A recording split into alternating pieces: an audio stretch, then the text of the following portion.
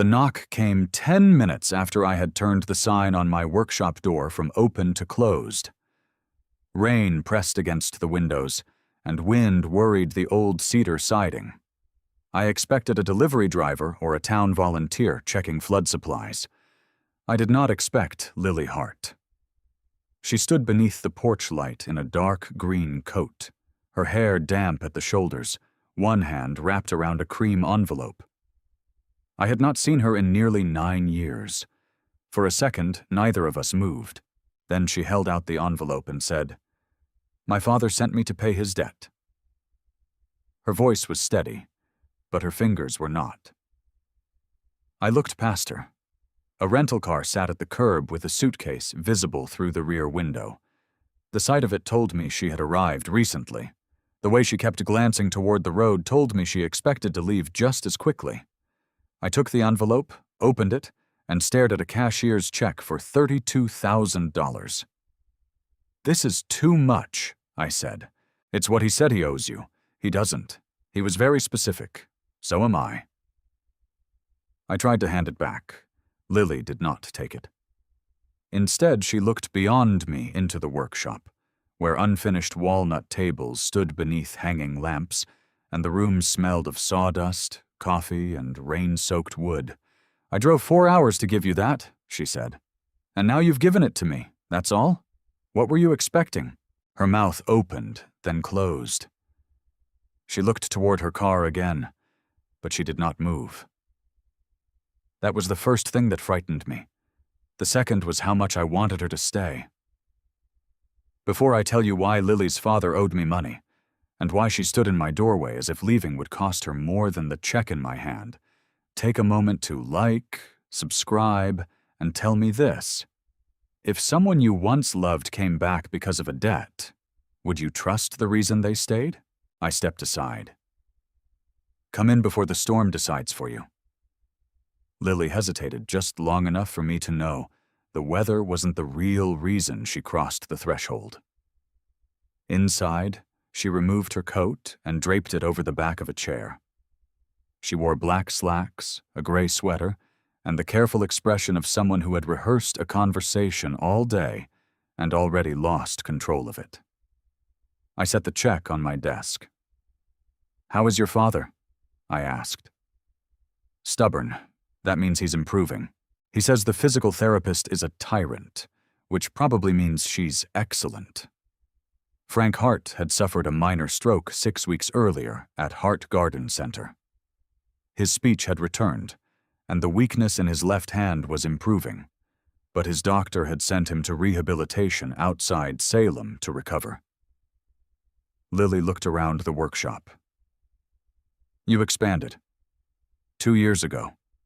And you still keep the old radio. It still works." "Barely." The radio on the shelf crackled through a weather report. The county had closed the lower bridge because the river was rising. A mudslide had blocked the east road. Drivers were advised to stay where they were. Lily gave a short, humorless laugh. Of course. She had planned to stay at her father's cabin, but the closed bridge made that impossible.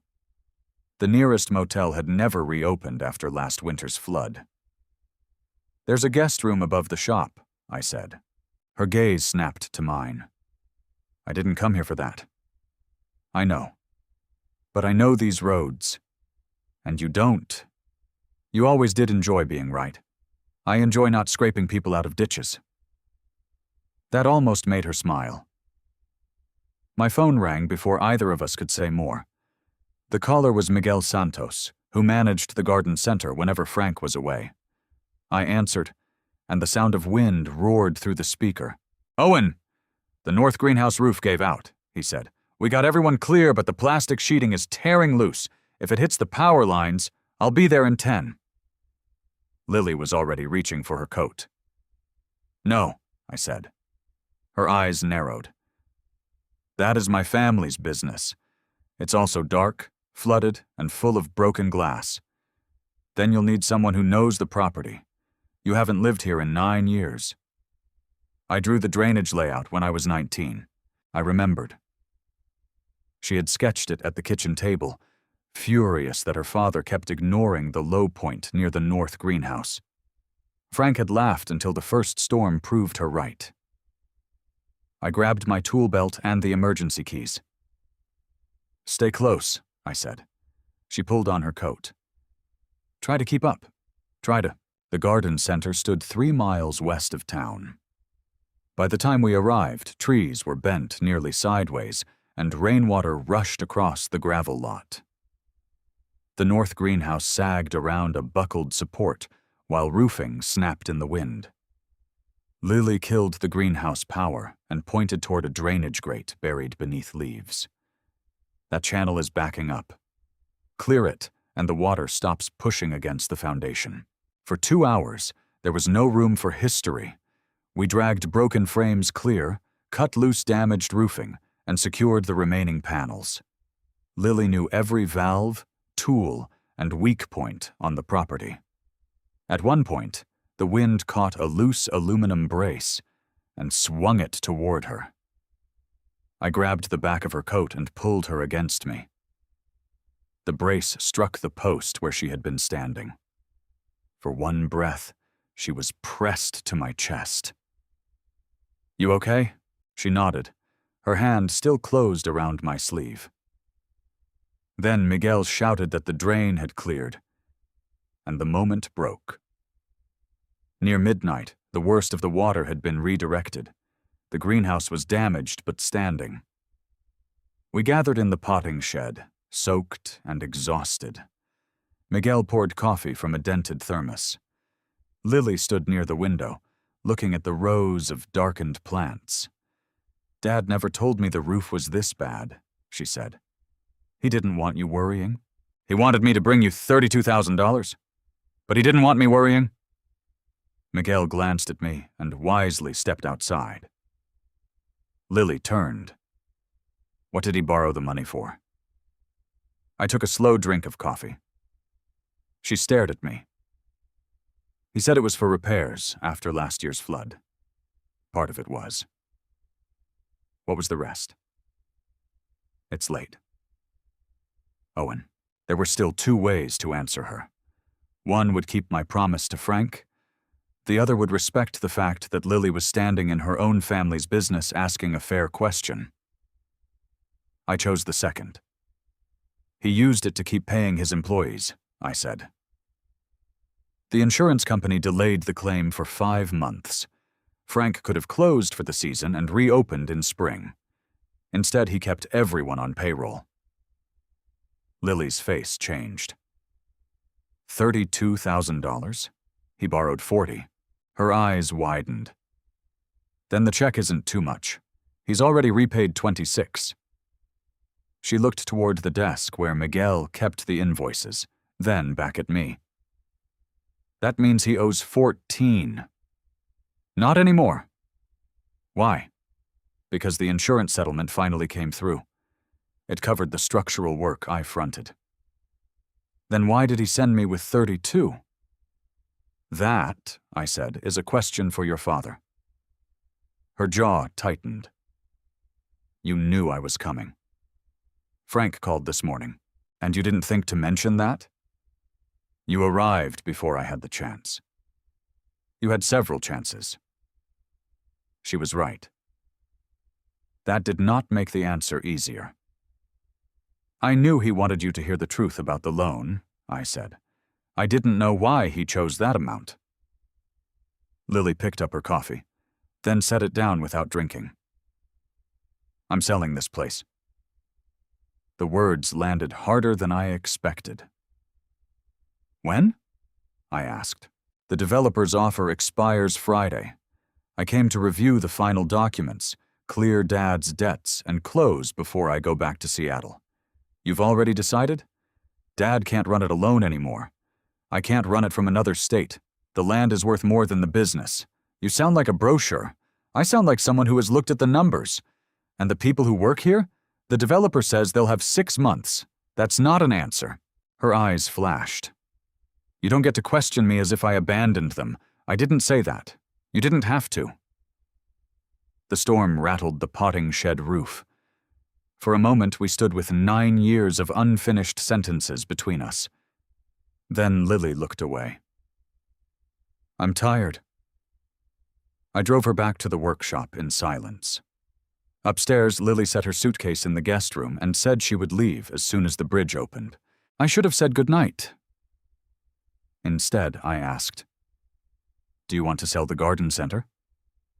She looked at me for a long time. "I want my father to be safe. That wasn't my question. It's the only answer I have tonight." She closed the door gently. I went downstairs and found the cashier's check where I had left it. Frank's debt had never been Lily's responsibility. Yet he had sent her with enough money to force a conversation neither of us wanted to have. I turned the envelope over. On the back, in Frank's uneven handwriting, were 6 words. "Ask her why she never came home." The next morning, I found Lily in the kitchen wearing borrowed sweatpants and one of my flannel shirts, coffee beside a stack of repair estimates. "You still take it black," she said. "You still assume permission." I made coffee. "I didn't reorganize your life. Give it time." She smiled, and the room changed. On the table lay a site plan for the garden center, marked in red across the greenhouse, parking area, and retail building. "I couldn't sleep," she said. "The drainage system is undersized. The roof failed because water collected along the western support. If the developer tears everything down, it won't matter. If he keeps any structures, he'll have the same problem." "You looked at his plan? He wants to build 48 townhouses. That many? Plus commercial space along the road. The town needed housing, which made the offer complicated. Several homes would be priced below market. But the garden center employed 14 people, supplied local farms, and had anchored Willow Creek for almost 50 years. Lily pushed a second sheet toward me. "There's another option." I studied her sketch. She had divided the property into 3 zones: a smaller garden center, a community greenhouse, and 12 cottages on the unused south field. A central rain garden would solve the drainage problem. "You drew this last night?" "It's rough. It's good." Her fingers tightened around her mug. The numbers might work if the town approved a mixed-use variance, and if Dad sold part of the land instead of all of it. You could preserve the business. He could retire. Miguel could manage operations. The employees could buy shares over time. "And you?" She looked at the drawing, not at me. "I have a job offer in Boston." I leaned back. "Boston, a planning firm, senior project lead, better salary, bigger projects. When do you start?" 3 weeks. The future. I had not been allowed to imagine disappeared before I could name it. "Congratulations," I said. "I haven't accepted." "Why not?" She traced the edge of the paper. "Because I'm tired of choosing my life based only on what looks sensible from far away." Her words pulled at something I had kept buried since the night she left for graduate school. We had been 23. Her mother had died that spring. Frank had nearly lost the business, and Lily had received a scholarship in Seattle. I had stood beside her car while she waited for me to ask her to stay. I had not. I thought loving her meant refusing to make her future smaller. She thought my silence meant I could live without her. By the time I understood the difference, she was gone. "You should show this plan to your father," I said. "I will." And the town. The developer's deadline is Friday. There isn't enough time. There's a council work session Thursday. She looked up. "How do you know?" "I'm restoring the council chamber windows." "Of course you are. I know people. You know everyone. I know which ones answer the phone." She tapped the plan. "This needs cost estimates, legal review, traffic analysis, and support from the employees. We have 2 days." That was not an encouraging sentence. It wasn't meant to be. By 8, we were back at the garden center. Lily told the employees the developer's offer was real, the business was struggling, and her father could not continue as before. Then she showed them the cooperative plan. "Are you staying to run it?" Denise asked. "No," Lily said. "But I can help create a structure that doesn't depend on one person sacrificing everything." The answer earned more trust than a false promise. We spent the day measuring buildings, pricing repairs, and listening to what the workers needed. At lunch, we sat on overturned buckets behind the potting shed. I handed her a sandwich. "No mustard?" she asked. "You hate mustard. You remember that? I remember you once sent back a burger 3 times because they kept scraping it off instead of making a new one. I could still taste it. You claimed emotional damage. It was yellow betrayal." I laughed before I could stop myself.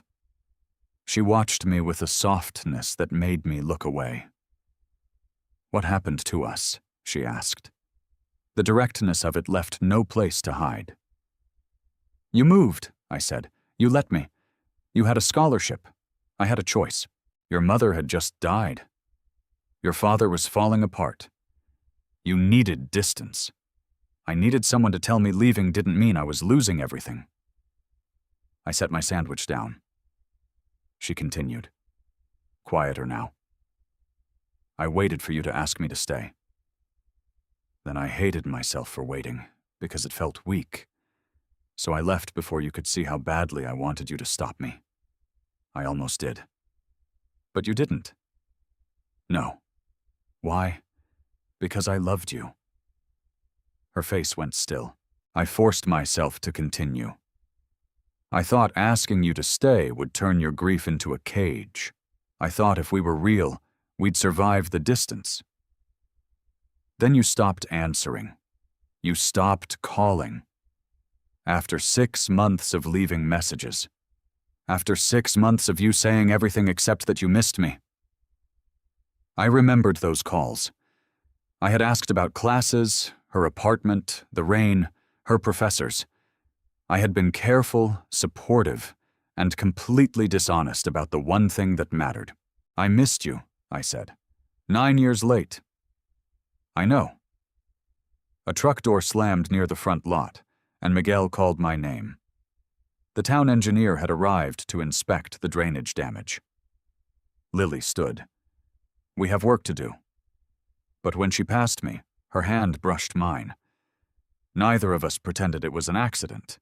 By Wednesday evening, the employees were exploring a cooperative. A housing non-profit was interested in the cottages, and the town engineer believed the drainage solution could work. I had called in every favor I could. Lily worked at the long table in my workshop, while I built a scale model from scrap wood and foam board. We ate takeout from white cartons and listened to the old radio fail to find a clear station. At 11, she rubbed her eyes. "You're working until your body files a complaint again," I said. My body is dramatic. I saved her file and closed the laptop. "You need boundaries," she said. "You live above your workshop. That is efficient. That is a cry for help." I smiled. "Go to bed, Lily." She did not move. The lamps cast warm pools of light across the room. Outside, the river had settled into a low, steady rush. She looked at the model, then at the check still sitting on the corner of my desk. "You haven't deposited it?" she said. "No, why not? Because it isn't yours to pay. It's my family's debt. It was a business loan to your father. He sent me. That doesn't transfer the obligation." She stood and walked to the desk. "Then tear it up. I'm waiting to talk to Frank." "About the amount? About why he involved you?" Her expression sharpened. "He involved me because I'm selling the property. That's part of it. What aren't you saying?" I took Frank's envelope from the drawer and showed her the message on the back. "Ask her why she never came home." Lily read it twice. A flush rose along her neck. "He set this up. He asked you to deliver a check. He knew I'd have to see you." Yes? And you knew, only that you were coming.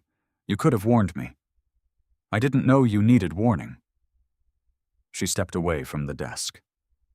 You knew exactly what this would be. No, I hoped I knew. That's worse. How? Because you let me walk in here believing this was about money while you stood there waiting to see whether I still had feelings for you. The truth in her accusation hurt, because it was not complete. But it was real. I did wonder, I said. You should have asked. You're right. She folded her arms, but I could see hurt beneath the anger. Did my father tell you to convince me not to sell? No. To stay in Willow Creek? No. To take the Boston job? He didn't mention Boston. She searched my face.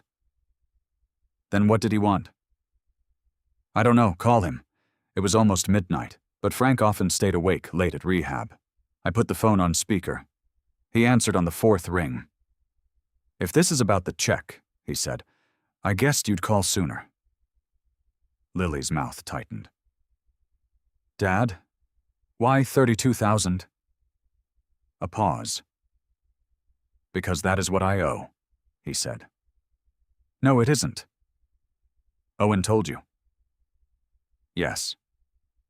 Another pause, longer this time. Frank sighed.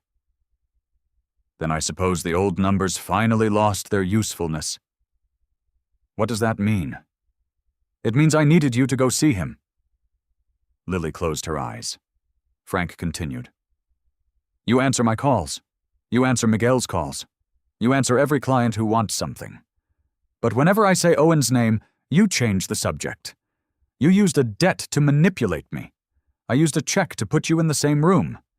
What you did after that was yours. You had no right. No, he said. I probably didn't. The simple admission disarmed her more than an argument would have. I spoke then. Frank, did you ask me to stop the sale? No.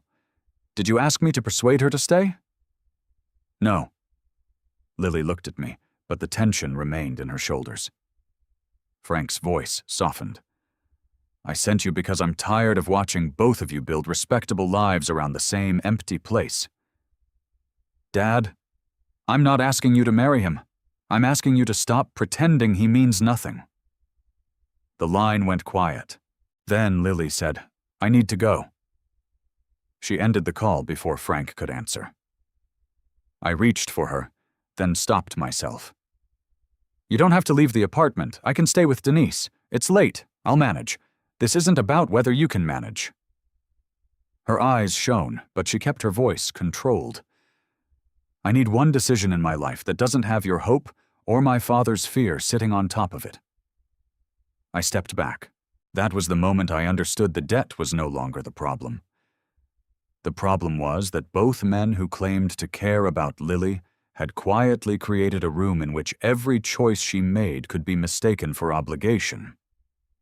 I'm sorry, I said. She picked up her coat. I mean it, I added. I should have told you the second you walked in. Yes, and I won't present the plan tomorrow unless you ask me to. Her gaze flickered toward the model. The plan matters. So do you. That sounds good, Owen. It's also true. She looked at me for a long moment, then left.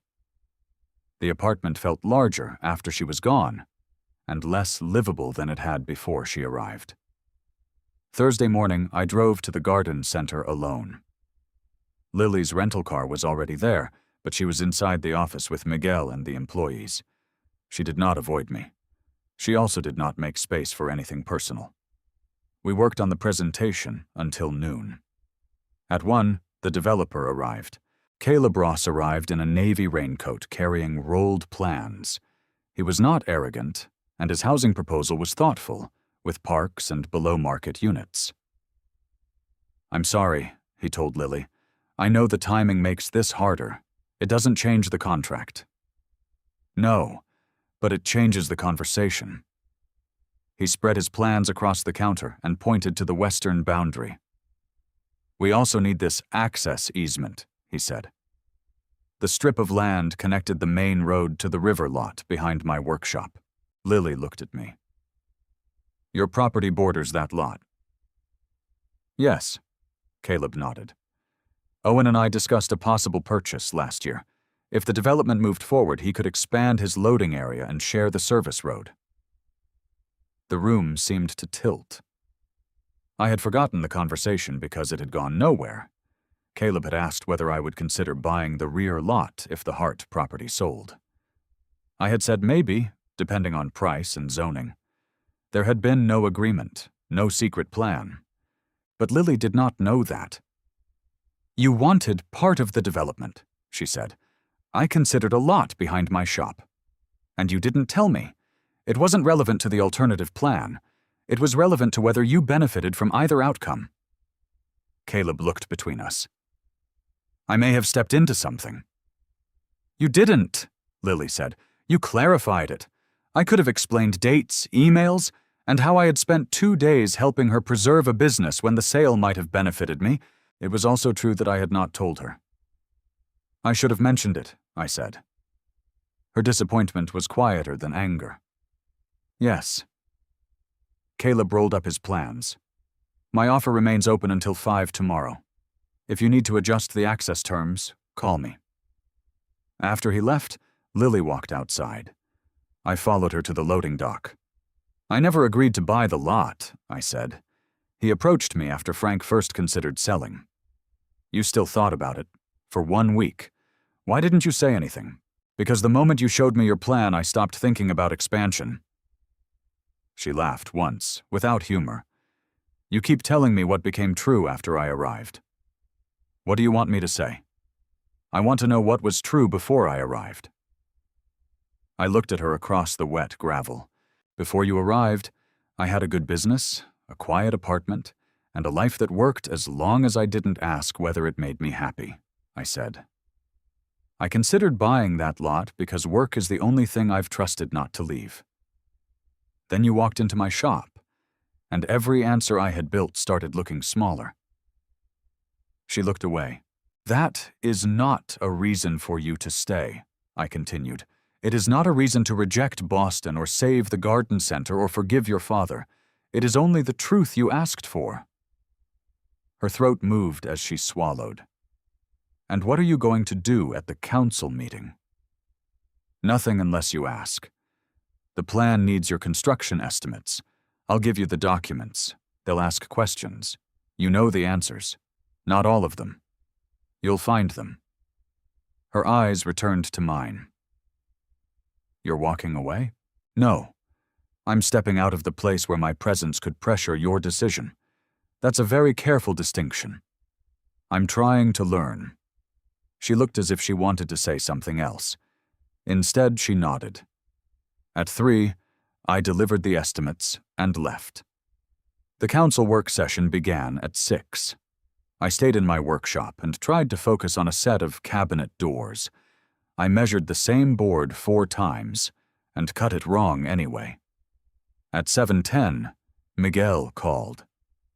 They're asking about the roof costs, he said. Lily answered, but Councilman Webb wants a licensed contractor to confirm the timeline. She has my signed estimate. He says he wants you in the room. I set down the saw. What does Lily want? I asked. She said it was your decision. That sounded like her. No request, no trap, no protection from the consequences. I drove to town hall. Lily stood at the front of the council chamber beside the scale model, with Frank's employees behind her.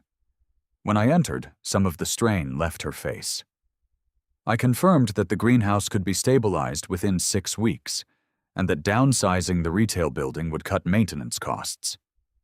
Then a council member asked whether I had a financial interest in the project. I could feel Lily's attention on me. I was once approached about purchasing a rear lot if the entire property were developed, I said. I have no agreement, option, or current interest in that purchase. I would bid on restoration work only through the same open process as any contractor. The room went quiet. Then I added, the choice belongs to Ms. Hart and her father. I'm here only to verify the estimates. It was the least dramatic thing I had ever said in public. It was also the most honest.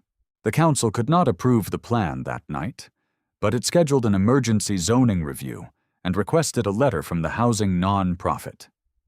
That gave Lily 30 days if Caleb extended his deadline.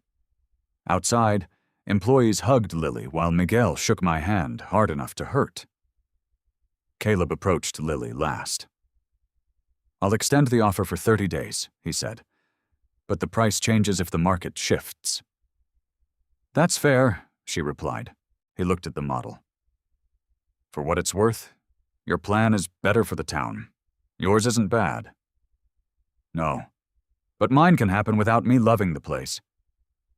He left before either of us could answer. Lily stood beside the courthouse steps, holding a folder against her chest. "You came," she said. "You needed a contractor. I needed you to tell the truth in a room where it could cost you something.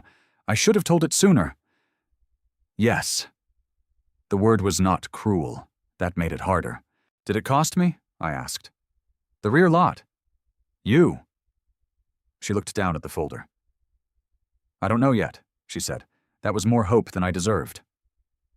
We walked to the parking lot together. At her car, she stopped. "I'm driving to see Dad in the morning," she said. "I can come." "No?" I nodded. "I need to talk to him without you there," she added. "I understand, and I need to decide about Boston. I understand that too." She studied me. "Do you?" "No," I said. "But I'm trying not to turn fear into advice." A faint smile touched her mouth. Then she got in the car and drove away. The next day passed without word from her.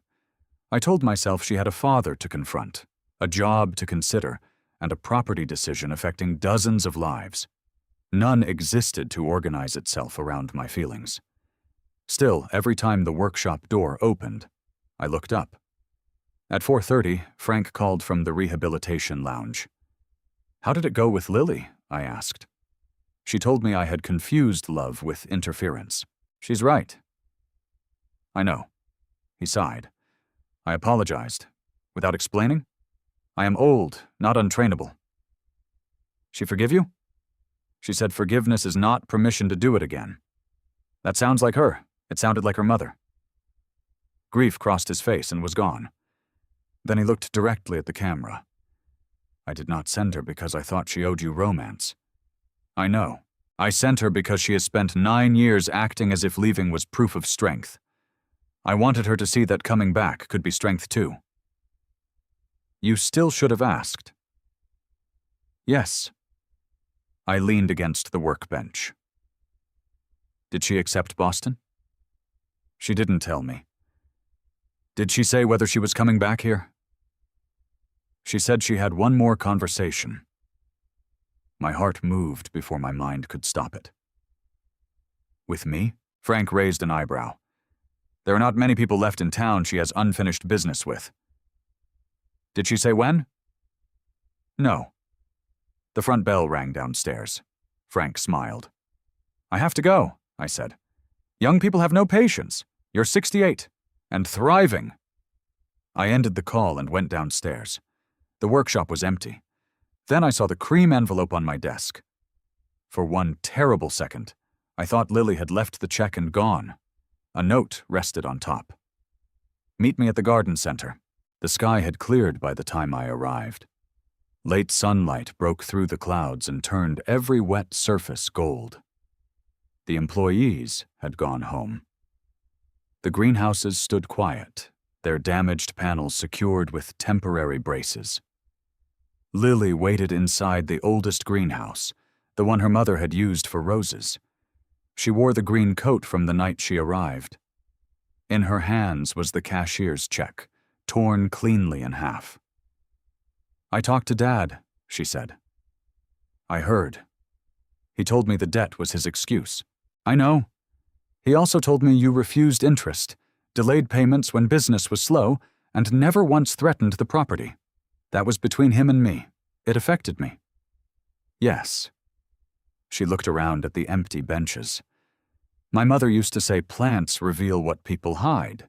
Neglect, impatience, bad soil, too much water. Eventually, it all shows. I remember, I thought leaving this town proved I was brave. Then I built a career out of helping communities preserve places while refusing to look at the one place I was afraid to lose. I stayed where I was. This had to be her space, her words, her choice. She held up the torn check. I'm not paying Dad's debt. Good. I'm also not accepting Boston. My breath caught, but she raised a hand. Not because of you. I understand. Let me finish. I nodded. I called the firm this morning. They agreed to convert the position into a 6-month consulting contract. I'll lead 2 projects remotely and travel 1 week a month. That gives me time to finish the garden center plan and decide what I want after that. That sounds like you. It does. She stepped closer.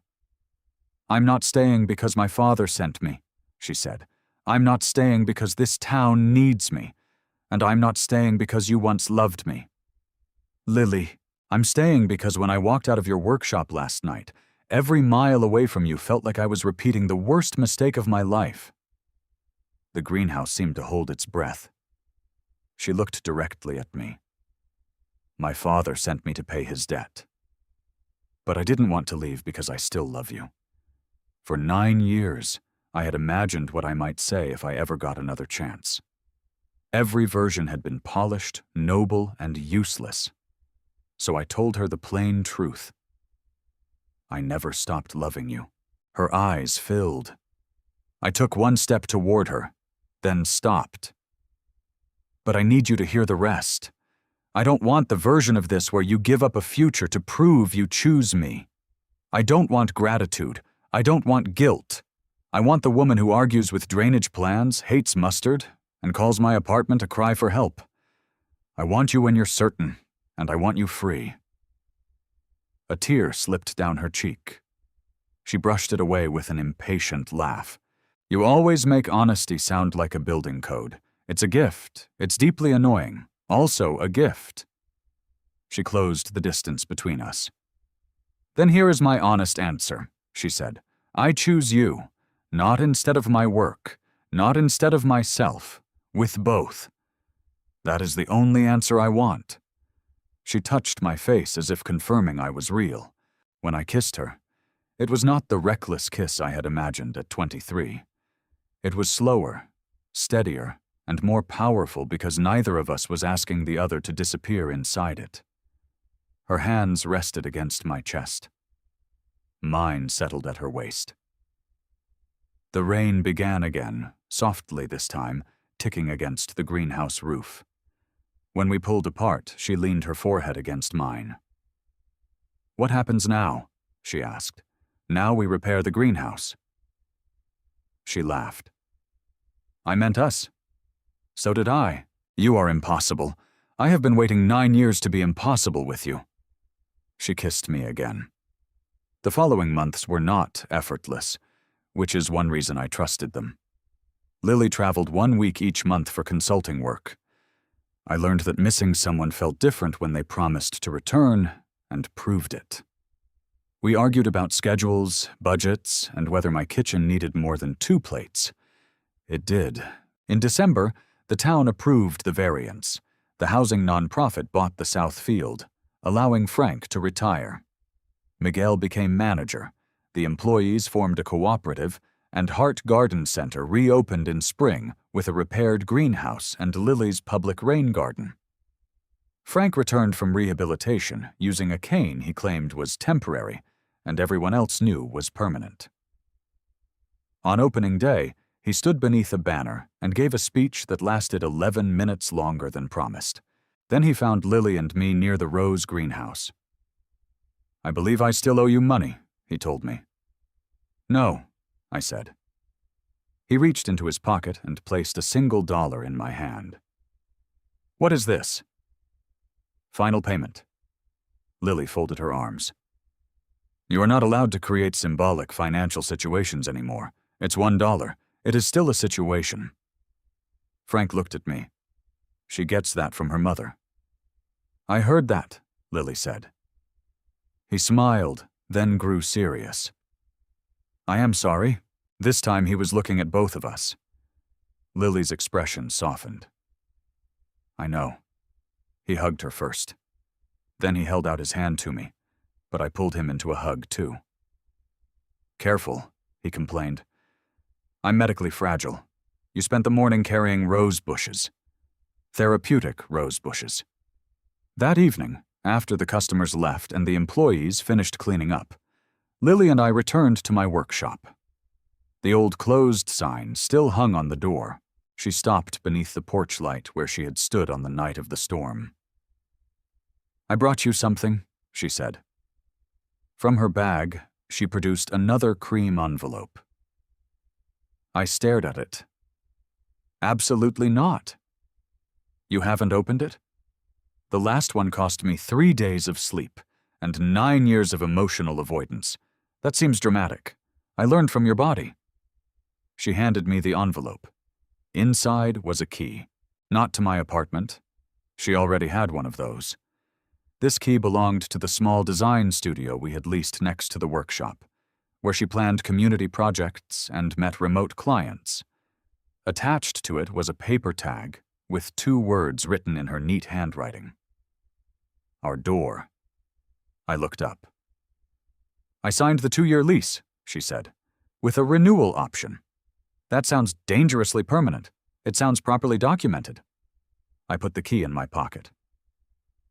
Are you staying? I asked. She stepped close and wrapped her arms around my neck. I'm choosing, she said. Every day. Then she kissed me beneath the same porch light, while the river moved quietly beyond the road, and the workshop behind us held all the evidence of a life no longer built around absence. Some debts are paid with money, others with apologies, honesty, or the courage to return. But love is not a debt. Lily stayed because she was free to leave, and because this time we told the truth before the door closed. If this story stayed with you, like and subscribe, and tell me in the comments. Do you believe love becomes stronger when someone is asked to stay, or when they are given the freedom to leave and choose you anyway?